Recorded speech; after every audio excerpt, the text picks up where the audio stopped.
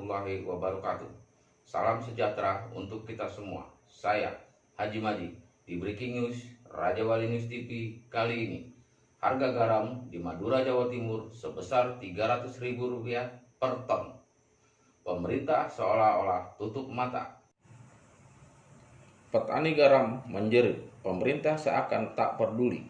Pasalnya jutaan ton garam kristal dibeli dengan Rp300.000 per ton. Anjloknya harga garam di Madura, Jawa Timur akibat banjirnya garam impor. Harapan petani garam, pemerintah dapat membeli garam dengan harga sebesar Rp500.000 per ton demi untuk kesejahteraan rakyat. Pak Usani, dengan garam sebagus ini, ya Pak, sampean minta harga berapa? 500 bersih Pak. Bersih gitu ya? Iya. Artinya 500 sampean terima bersih? Iya iya Pak. Ya. Tapi sekarang harganya berapa Pak? 300 Pak. 300.000 per ton? Iya. Bersih? Iya. Oh iya iya. Berarti jauh dari harapan Pak ya? Para petani garam Madura sangat mengharapkan Presiden Joko Widodo dapat membantu para petani garam untuk meningkatkan harga jual garam sebesar Rp500.000 per ton. Dan juga Bapak Presiden Joko Widodo dapat segera memulihkan harga garam sesuai dengan janjinya yang tidak menerima impor garam.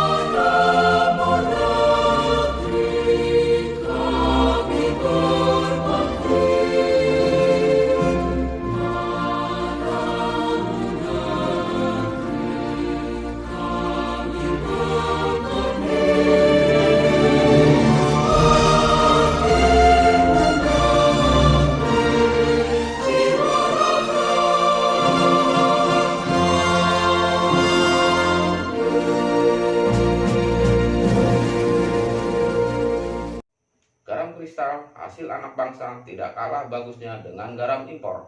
Bila perlu, hentikan impor garam. Ini adalah harapan para petani garam Madura agar garam yang jutaan ton dapat tersalurkan dan tidak menumpuk di Madura. Demikian breaking news kali ini. Sekian dan terima kasih.